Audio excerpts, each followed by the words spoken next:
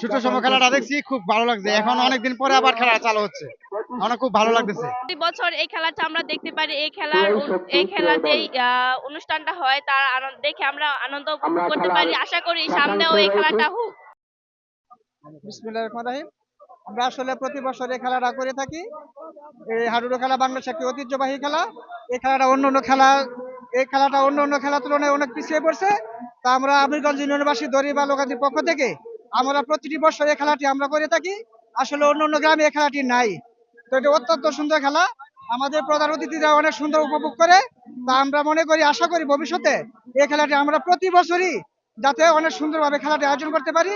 কৃষ্টি কালচার এটাকে আবার পুনরুদ্ধার করার জন্য আমরা এই খেলার যারা আয়োজন করেছেন তাদেরকে আমি ধন্যবাদ জানাই। আর আমাদের বাংলাদেশ জাতীয়তাবাদী দল বিএনপি আগামীতে বাংলাদেশের সংস্কৃতিকে লালন করার জন্য 31 দফার মধ্যে এটার একটা রূপরেখার মধ্যে এটা রেখেছেন।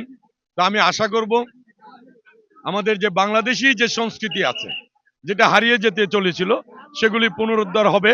প্রতিটি গ্রামে গঞ্জে যদি এই ধরনের খেলার উৎসব আয়োজন করা হয়, সকলের সাথে আমরাও বাংলাদেশ জাতীয়তাবাদী দল এ ব্যাপারে সহযোগিতা করব, যাতে বাংলাদেশি যে ঐতিহ্য সেটা যেন পুনরুদ্ধার হয়। সকলকে ধন্যবাদ।